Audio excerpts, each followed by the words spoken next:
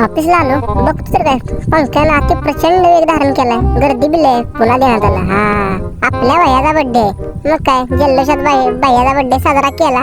म्हणलं रोजच्या गत काय साईटवर जायला लागला. काय करता हो काम करायला लागते ती नाही म्हणून कुणाला सांगता. आलो साईटवर मशीन लावून घेतली. पुन्हा देण्यात आपल्याला जॅक आणायचा. मग आपल्या आलो भावाच्या गॅरेजात तळ मावल्यात तिथं आलेलो आज आपण. आलो जॅक बी घेतला. इथे केली झोपी कामाला. काय किरकोळ काम होती. आडगी होती हो ताप देणारे. लावला जॅक काम सुरुवात केली. कटकट हाताचा पाक इस्कूट झाला. त्याला म्हणलं तुम्ही बी वाईच करू लागा. असं करीत मागचं म्हणलं करायचं माझं. बरं बाबा मागलं मी तुझं काम करून देतो.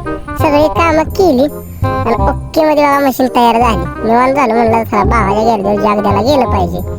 बघितलं तर भाव काय दिसेल. भाव आत होता. हा भाव तसा आपला लय लहानपणापासून या क्षेत्रात आहे. सुट्टी देत नाही उपवार. तिथनं निघालं म्हणलं भावा म्हणला चल जेवण देतो मी. पण कसं आहे भावानं जी तुमच्या नशिबात आहे तीच मिळते. 3 ढाबावाल्यांनंतर शेवट आम्ही तळवेडकर वडेवाल्यांच्याकडे झालो. इथला वडापाव एक नंबर असतो. शेवट नशिबात वडापावच होता. मग खाल्ला वडापावच. भावा कारभार ट्रॅक्टरची बी काम करतो. सुट्टी देत नाही हो. पोरगं लय कष्टाळू आहे. त्याच्यापासून मग भावा म्हणला जातो मला बी जायच्या घरला. म्हणलं उजेड आहे तरच निघून यावं. पावसानं बी रेटलेला दुरळा उडलेला. आलो बिगी करत घरला. काय करता.